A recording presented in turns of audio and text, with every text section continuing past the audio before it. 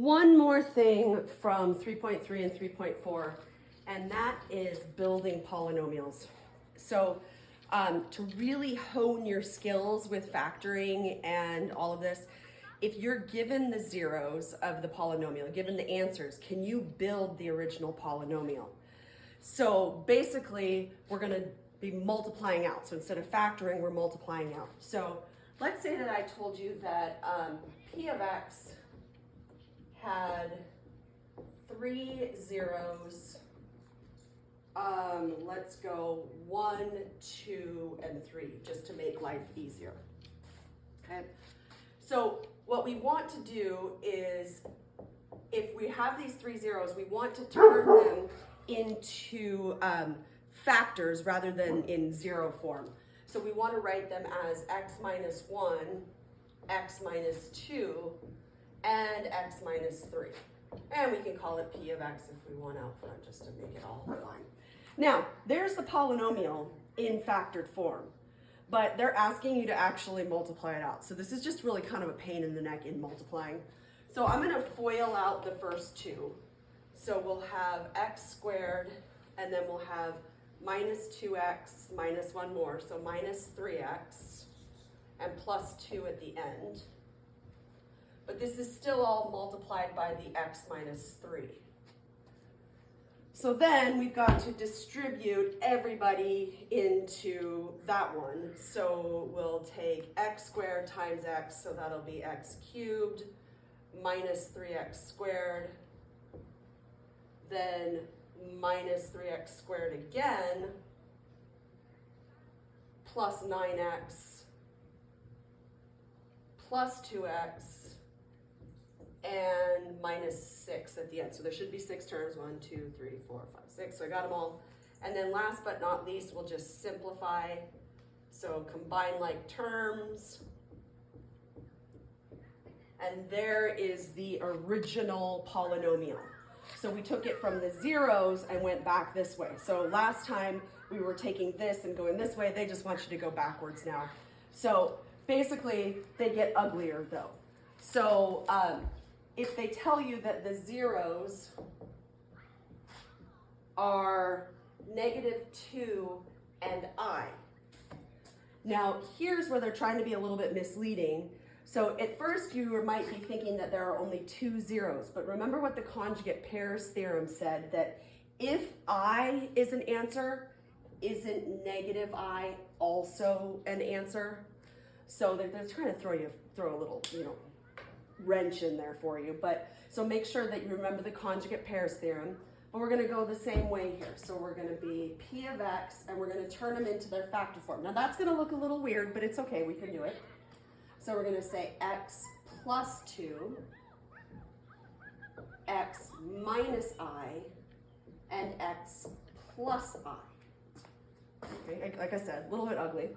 But here's the dealio. This time, instead of foiling these two guys to start with, we're going to FOIL the conjugates. Stick with these guys, because remember, they're related. They're meant to work well together. So we're going to leave the x plus 2 out front, and we're going to FOIL this guy. So we're going to get our first term of x squared, but then look at, we have xi and negative xi, so they cancel out. And then at the end, we've got negative I squared.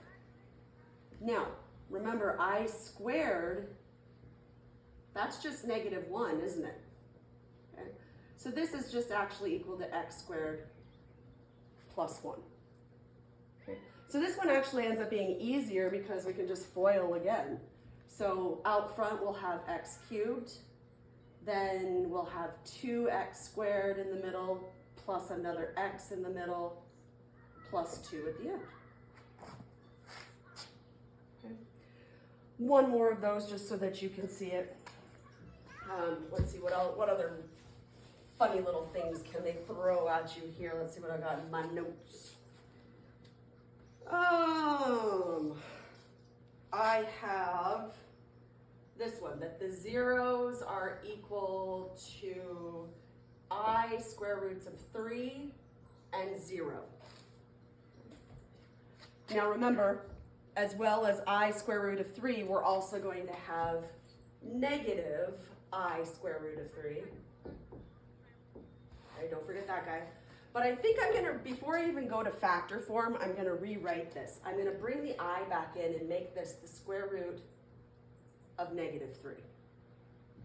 0 and negative the square root of negative 3. Just get rid of the i's if we can. Okay, so here is our factors then.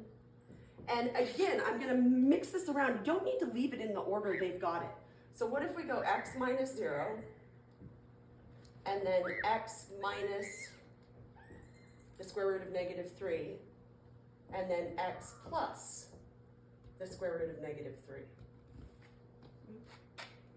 Okay, now remember again, these two guys are related, so it's easier to deal with them first before this guy out front. But can we agree that this guy we can simplify to just x? Now when we FOIL here, we're going to get the x squared. But again, because they're conjugates, the middle terms are going to cancel each other out, so they're gone. And then at the end, we just have minus the square root of negative 3 times the square root of negative 3, which is just negative 3. And then last but not least, we just distribute in. So we have x cubed. That's going to turn into a plus 3x. And there we go. So they're going to ask you to build some polynomials. And basically, it's just writing them in factor form and then writing them in factor form and then multiplying out. Okay. All right. Done with 3.3 and 3.4 together. Done. Good job.